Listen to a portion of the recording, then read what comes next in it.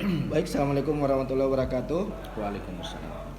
Perkenalkan, nama saya Agustiawan. Ada rekan sejawat saya namanya Pak Ilham dari guru kelas 4 fase B. Hari ini kami akan melaksanakan percakapan praobservasi, di mana kami melaksanakan percakapan ini untuk bagaimana Pak Ilham lebih siap dan juga merencanakan jadwal observasi yang akan kami laksanakan, juga media-media yang perlu dipersiapkan oleh Pak Ilham serta strategi apa yang akan dilakukan. Terima kasih Pak Ilham, hari ini sudah berkenan waktu untuk hadir, Ya, Mas. memberikan kesempatan kepada saya untuk masuk di kelasnya Pak Ilham, untuk saling belajar dan bagaimana dalam proses penerapan pembelajaran di kelas. Baik Pak Ilham, kapan kira-kira rencana Pak Ilham bisa meluangkan waktu kepada saya supaya saya bisa masuk ke kelasnya Pak Ilham? Untuk pembelajaran pendidikan Pancasila itu di hari Senin, Pak. Hari Senin minggu depan ya Pak ya? Minggu depan bisa. Iya. Kemungkinan jam berapa Pak Ilham? Itu jam pertama. Jam pertama, siap. Pertama bisa. Apakah Pak Ilham sudah ada gambaran tujuan pembelajaran saat hari Senin nanti tentang PKN? Sudah ada, Pak. Jadi untuk pembelajaran PKN sendiri itu ada tujuan pembelajarannya, itu bagaimana peserta didik itu mampu mengidentifikasi hak dan kewajiban di sekolah, Pak. Baik, hak dan kewajiban di sekolah Pak Ilham ya. Area pengembangan yang ingin Bapak kembangkan proses pembelajaran nanti Pak Ilham, area pengembangan karakter apa yang akan Pak Ilham coba tanamkan kepada peserta didik? Jadi area pengembangan Pak Wannya untuk peserta didik saya ini nantinya itu bagaimana mereka itu bisa bernalar kritis, saling bekerja sama, supaya juga mereka bisa mengaplikasikannya di lingkungan sekolah. Baik, jadi nanti anak-anak setelah proses pembelajaran diharapkan sudah bisa menerapkan, membedakan Ya, bagaimana hak dan kewajiban di sekolah ya Pak Ilham ya. Tentunya ada strategi yang Pak Ilham harus lakukan untuk mencapai tujuan pembelajaran itu.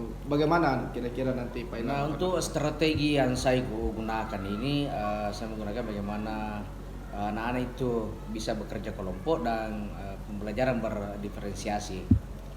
Baik, Seperti itu, Pak. pembelajaran diferensiasi Iya. untuk mengetahui capaian pembelajaran peserta didik ya Pak Ilham ya, Iya, Pak, dan siap. membedakan sesuai dengan kemampuannya. Siap. Baik, terima kasih Pak Ilham. Sampai jumpa di kelas minggu depan. Saya sangat merasa terbantu dengan kesediaan Pak Ilham. Sebagai tujuan saya ini masuk ke kelas Pak Ilham untuk belajar, bukan untuk menilai, untuk apa, bukan, tapi untuk belajar bagaimana Pak Ilham menerapkan pembelajaran di dalam kelas. Siap, Pak. Siap. Baik, terima kasih. Assalamualaikum warahmatullahi wabarakatuh. Waalaikumsalam warahmatullahi wabarakatuh. Warahmatullahi wabarakatuh.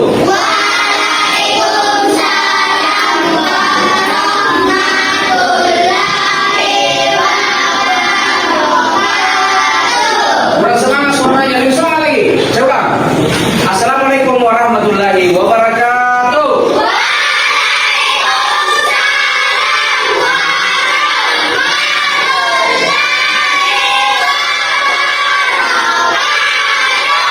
Baru mantap suaranya. Oke, tepuk tangan dulu untuk kalian semua.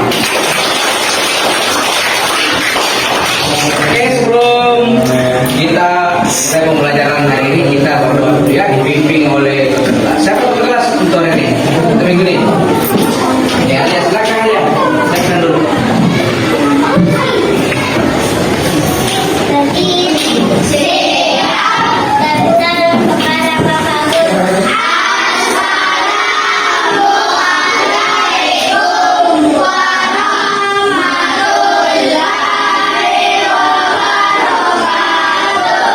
Waalaikumsalam warahmatullahi wabarakatuh.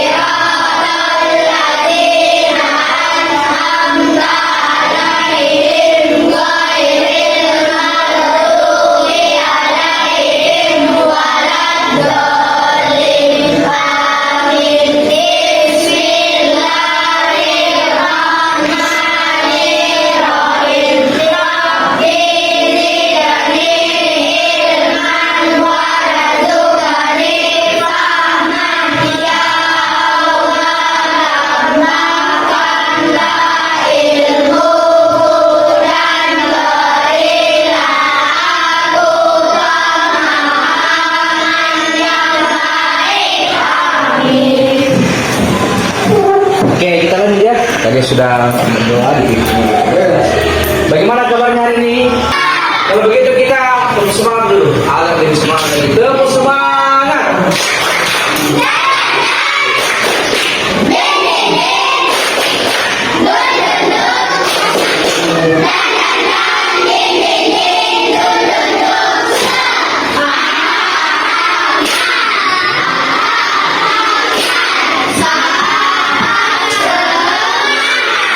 Oke, tentang dulu untuk kalian semua. Oke, sekarang ya, perhatikan tangannya Pak Guru. Ya, Pak Guru permainannya sebelum kita belajar. Kalau Pak Guru angkat jarinya satu, tangan satu, berdua, tiga. Kalau seperti ini, diam, jangan tepuk. Oke, kita coba ya, siap.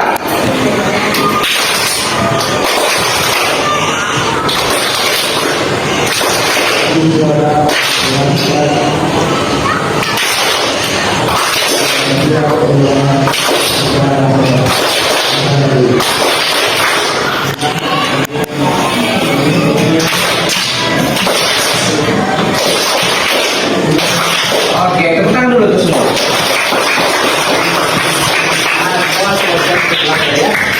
Oke, sebelum itu Pak Guru langsung dulu namanya. Oke, Abdillah.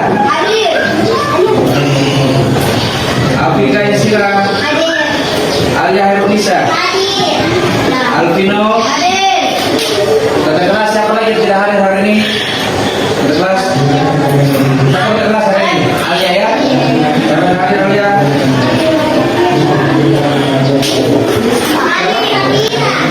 Syafira, kemudian Gina, siapa lagi? Kalian diam. Nah, terus Sayun. Siapa?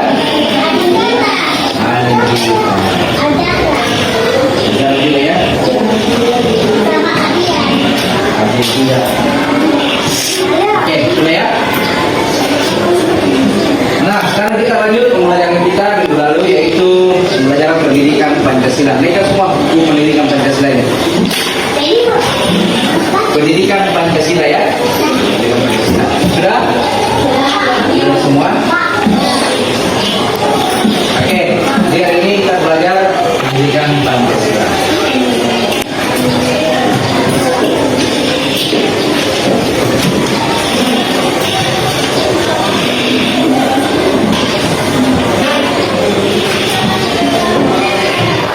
Hari ini ya.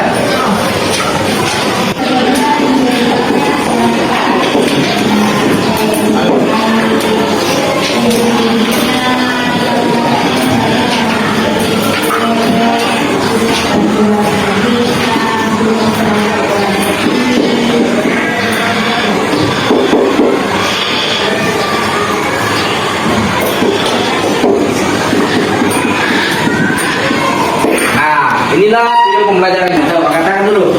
Oke, Aziza. Mencari. Hah? Meneliti. Menemukan. Apa lagi? Mengetahui. Lain? Atau masih ada? Masih ada? Coba katakan. Katakan. Tidak ada lagi. Mengidentifikasi. Nah, mengidentifikasi dia sama tadi yang disebutkan mencari, menemukan, ya, meneliti. Itu namanya mengidentifikasi. Mengidentifikasi hak dan kewajiban. Ya, ada tak hak tuh hak? Hak? Katakan dulu. Yang harus kita miliki. Ya lain? Coba lagi. Selain Abdi, Aziza. Dan harus kita miliki dan dapatkan. Jalan lagi, masyarakat.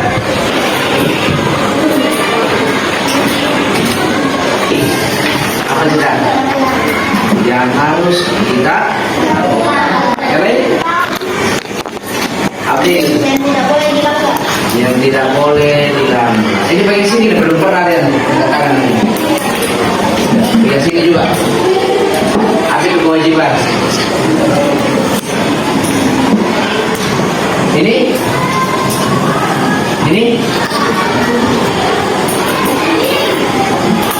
Jadi hak dan kewajiban ya. Jadi hak itu adalah sesuatu yang harus kita kerjakan, lakukan ya. Itu namanya hak. Bisa lagi ya. Jadi hak ya sesuatu yang harus kita dapatkan. Kewajiban sesuatu yang harus kita lakukan untuk memperoleh hak. Nah, itu ya. Jadi di sini kita akan belajar bagaimana mengidentifikasi hak dan kewajiban kita di sekolah. Nah, kira-kira hak-hak apa saja yang harus kita dapatkan di sekolah? Coba ini hak di sekolah ya. Pinjam buku di perpustakaan sekolah. Hak meminjam buku di perpustakaan. Hak meminjam. Oke sekarang. Hak mengambil kewajiban. Hak itu soalnya. Hak mengambil kewajiban. Hak mengambil. Sebenarnya suara mau sekarang. Hak mengambil kewajiban. Hak mengambil kewajiban. Beratnya. Ada kewajiban diambil. Tanya kepada guru. Hak bertanya kepada guru. Coba katakan. 1, 2, 3. Coba apa? Hak bertanya kepada guru. Hak bertanya kepada guru. Bukan hak ini kewajiban lagi ya. Kewajiban. Ini kewajiban bukan hak. Kewajiban di sekolah. Ini. Siapa? Siapa? Askar Prasetya. Kewajiban. Kewajiban untuk di sekolah. Apa? Ulang. Kewajiban mengumpulkan tugas di sekolah. Kewajiban mengumpulkan tugas Di sekolah. di sekolah. Mengumpulkan tugas. Yang bersangkutan soalnya jangan belum menjawab.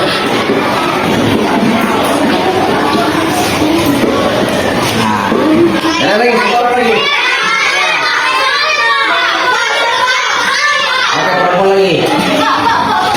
Akila, coba. Kewajiban menghargai semua teman. Sebesar suaranya. Kewajiban menghargai semua teman. Kewajiban menghargai semua. Oh, perhatian. Perhatian. Nah sekarang Pak Guru kasih tugas kelompok ya, ini sudah kelompoknya masing-masing. Kelompok 1, 2, 3, 4, 5 dan 6 ya. Coba kalian tuliskan di kertas, kalian ambil kertas di situ ya. Kalian menuliskan mengidentifikasi ya, menuliskan contoh-contoh hak dan kewajiban di sekolah. Masing-masing 5 ya. Jadi hak 5 dan kewajiban juga 5 ya. Satu kertas saja. Nah di situ harus ada nama kelompoknya dan nama anggota kelompok. Oke? Jelas masing-masing 5 contoh hak dan kewajiban.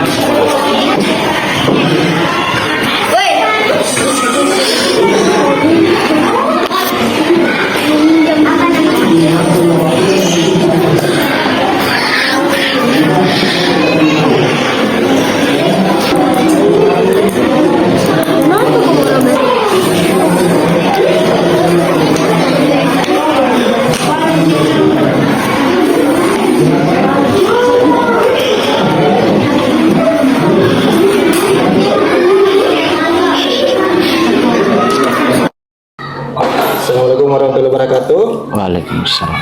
Hari ini kami akan melakukan perbincangan pasca observasi kelas pada tanggal 19 September tahun 2024. Hari ini saya ditemani oleh, terima kasih Pak Fajar, Siap. sebagai pengajar praktik saya. Alhamdulillah selalu memberikan dukungan dan bimbingan selama ini. Sini juga ada rekan guru, ada Pak Ilham. Siapa? Ada Pak Ilham kelas 4 fase B. Pada saat proses observasi, Pak Ilham mengajarkan PKN dengan materi hak dan kewajiban di kelas. Terima kasih Pak Fajar, Pak Ilham sudah meluangkan waktu hari ini untuk kita sama-sama belajar, kita sama-sama berbincang tentang bagaimana proses pembelajaran untuk meningkatkan mutu pendidikan anak-anak kita nantinya. Bagaimana kabar Pak Ilham hari ini? Alhamdulillah baik Pak. Nah, jadi seperti yang saya sampaikan di awal Pak Ilham, kita bincang-bincang di sini untuk mengetahui proses observasi yang kita sudah kerjasamakan minggu lalu, untuk mengetahui apa yang sudah bagus, apa yang perlu diperbaiki, dan juga saya belajar ke Pak Ilham tentang bagaimana Pak Ilham mengajar di kelas 4. Ya, siap Pak. Pak Ilham, Ya Pak, siap. bagaimana perasaannya saat proses observasi kemarin itu dilaksanakan? Awalnya itu Pak saya merasa nervous ya, karena memang biasanya beda kan kalau ada Iya. orang yang menyaksikan dan kita sendiri yang mengajar di kelas. Tapi alhamdulillah setelah proses pembelajaran itu berjalan, saya rasa itu sudah terbiasa dengan kondisi di kelas. Jadi Pak Ilham tidak merasa terganggu ya dengan kehadiran saya ada di kelas itu, tidak merasa Sangat tidak mengganggu sekali Pak. baik. Jadi saya memang hadir di kelasnya Pak Ilham itu bukan untuk menilai Pak Ilham, tapi saya untuk belajar bagaimana cara Pak Ilham dalam mencapai tujuan pembelajaran pada hari itu secara efektif. Ya Pak, siap. Jadi bukan untuk menilai ya Pak Ilham ya. Ya Pak. Baik Pak Ilham, tahapan-tahapan yang Pak Ilham coba lakukan saat proses pembelajaran di PKN kemarin itu dengan materi hak dan kewajiban seperti apa Pak Ilham? Jadi yang pertama itu di tahapan pembelajaran saya itu terbagi atas 3 tahapan. Yang pertama itu kegiatan awal, kemudian yang kedua kegiatan inti, kemudian yang ketiga kegiatan penutup. Nah, kegiatan awal ini anak-anak dimulai dari berdoa, dipimpin oleh ketua kelas, kemudian absensi, kemudian persepsi, dan menyampaikan tujuan-tujuan pembelajaran yang ingin kita capai. Nah, di kegiatan inti itu saya membagi beberapa kelompok peserta didik ya untuk bagaimana pada pembelajaran pendidikan Pancasila ini saya memberikan mereka tugas itu dikerjakan secara berkelompok. Baik. Saya juga lihat kemarin Pak Ilham sudah melaksanakan yang namanya proses pembelajaran berdiferensiasi. Ya Pak. Di mana saat pengelompokan ada saya lihat Pak Ilham. Bisa diceritakan Pak Ilham kemarin bagaimana proses pembelajaran diferensiasi? Jadi saya kelompokkan peserta didik itu kemarin Pak itu berdasarkan capaian pembelajaran anak ya. Bagaimana anak-anak yang sudah baik dalam pembelajaran masih kurang, itu saya bagi berdasarkan kelompok-kelompok. Nanti tugasnya Pak Ilham apakah setelah dikelompokkan kemarin itu ada yang kurang, ada yang sedang, ada yang sudah bagus, apakah tugasnya sama atau dibedakan juga sesuai dengan capaian pembelajarannya? Itu saya bedakan Pak. Dibedakan Pak? Ya, dibedakan. Baik. Betul Pak Ilham, karena selama ini saya lihat ada rekan-rekan guru yang membagi berdasarkan gaya belajar. Ya. Yang sebenarnya pembelajaran diferensiasi itu dibagi berdasarkan capaian pembelajarannya, kemampuan belajarnya anak, bukan gaya belajarnya. Ya, Pak, Kenapa? siap. Karena kalau gaya belajar itu nanti ada satu anak yang berpikir saya ini visual, Iya. tidak mau belajar lagi tentang kinestetik. Iya. Saya ini kinestetik, tidak mau belajar lagi dengan audio. Nanti terblok itu cara berpikirnya. Nah, sedangkan kita mau anak ini belajar tentang gaya belajar yang bermacam-macam. Saya sangat suka. Pak, mungkin bisa saya bertanya kepada Bapak ini, kira-kira pada pembelajaran saya ini, kira-kira ada saran tidak Pak untuk pembelajaran saya ini? Baik, Pak Ilham, terima kasih sudah bertanya. Ada sedikit saran Pak Ilham saat proses pembelajaran kemarin itu, di mana saat ada siswa yang kurang aktif, Pak Ilham saya lihat masih kurang memperhatikan siswa yang aktif ini. Ada satu cara yang bisa kita lakukan bersama dengan menerapkan segitiga restitusi. Inti daripada segitiga restitusi ini, kita ngobrol langsung dengan anaknya. Kita menanyakan, kenapa anak kamu kurang aktif? Ada masalah apa? Yang intinya nanti setelah obrolan itu, anak ini akan menemukan solusi sendiri, akan memperbaiki dirinya sendiri tanpa intervensi yang sangat besar dari Pak Ilham. Itu yang pertama. Siap. Yang kedua, saya lihat pembelajaran diferensiasi sudah mulai diterapkan juga di kelasnya Pak Ilham. Jadi saat pembagian kelas itu Pak Ilham, asesmen diagnostik itu istilahnya asesmen diagnostik itu bukan kurang, bukan sedang, bukan mahir, tapi ada namanya paham utuh, paham sebagian, sama tidak paham. Jadi nanti di modul pembelajaran bukan lagi pengelompokan berdasarkan kita bilang tadi kelompoknya sedang. Kalau sedang itu paham sebagian. Paham sebagian. Kalau dia tinggi berarti paham utuh. Kalau dia rendah berarti tidak paham. Jadi begitu nanti pengistilahan. Yang kedua, memang pemain diferensiasi ini sama seperti filosofinya Ki Hajar Dewantara Pak Ilham. Iya Pak, siap. Menghamba pada murid. Iya. Menghamba pada murid bukan berarti murid adalah Tuhan, bukan. Iya. Tapi bagaimana kita melayani anak-anak sesuai dengan kebutuhan belajarnya, sesuai dan memfasilitasi juga gaya belajarnya. Jadi media-media pembelajaran yang perlu Pak Ilham siapkan nanti, ada media yang mengakomodir tentang visual, ada kinestetik, dan ada audiovisual. Tapi anak-anak yang jangan dibatasi nanti, jangan dibatasi yang visual hanya belajar dengan visual, jangan dibatasi. Semua anak berhak untuk belajar semua gaya belajarnya ya. Siap Pak, Nah, siap. begitu mungkin Pak Ilham. Tapi saya rasa sudah sangat bagus, hanya perlu dikembangkan sedikit saja. Ya Pak Ayo, Ilham Pak. ya. Siap Pak, siap. Bukan menggurui Pak Ilham, tapi berbagi informasi saja ya. Iya Pak, siap. Ya, terima kasih. Aduh, dengan teknik pembelajaran diferensiasi yang Pak Ilham sudah coba laksanakan dan terapkan. Siap, Baik Pak. Pak Ilham, tentunya saat proses observasi masih ada yang harus kita perbaiki Pak Ilham. Iya, Menurut itu Pak masih ada. Ilham, kemarin itu apa yang masih perlu diperbaiki? Yang perlu saya perbaiki pada pembelajaran yang telah saya lakukan, yaitu bagaimana keaktifan peserta didik itu masih perlu ditingkatkan lagi, karena ini buktinya masih ada beberapa peserta didik yang kurang aktif dalam pembelajaran. Baik, betul Pak Ilham, itu sesuai juga dengan pengamatan saya, di mana beberapa peserta didik masih jarang angkat tangan, masih jarang mau menjawab, masih jarang mau terlibat dengan diskusi kelompok. Nah, Pak Ilham, nanti apa yang akan Pak Ilham lakukan untuk memperbaiki hal-hal ini? Jadi tindak lanjut yang mungkin saya akan lakukan yaitu saya akan belajar mandiri di PMM, kemudian menjalin kolaborasi dengan guru bidang studi, kemudian bekerja sama juga dengan menjalin komunikasi dengan orang tua peserta didik. Baik Pak Ilham, selama ini Pak Ilham sudah melakukan kolaborasi dengan teman-teman, apakah melalui rapat rutin atau obrolan santai? Apa yang biasa diobrolkan Pak Ilham? Yang diobrolkan itu bagaimana pertama perangkat ajar yang nanti kita ajarkan, kemudian yang kedua bagaimana kondisi belajar peserta didik. Jadi banyak memang bukan penting untuk mengetahui atau sharing-sharing tentang bagaimana seorang anak di kelas, mungkin juga dari guru yang lain ada teknik yang atau cara pendekatan yang bisa di-sharing ya. Jadi memang penting kolaborasi dilakukan dengan sesama guru. Kalau komunikasi Pak Ilham dengan orang tua bagaimana? Saya menyampaikan ke orang tua kekurangan yang dimiliki oleh anaknya di sekolah pada saat proses pembelajaran. Oh, mantap. Bagaimana orang tua juga bisa membantu saya juga di rumah untuk bagaimana anak-anak ini bisa lebih pada saat pembelajaran itu lebih bisa lagi ditingkatkan. Dari rencana yang Pak Ilham mau melibatkan orang tua, komunikasi dengan rekan guru, saya yakin Pak Ilham sudah melakukan itu. Tapi untuk lebih mengintensifkan, mengefisiensikan rencana tadi, kapan kira-kira akan lebih ditingkatkan lagi nih rencana Pak Ilham? Mulai kapan rencananya? Rencana itu mungkin 1 pekan ke depan. 1 pekan ke depan saya akan bagaimana bisa anak itu lebih antusias lagi, lebih aktif lagi pada saat proses pembelajaran.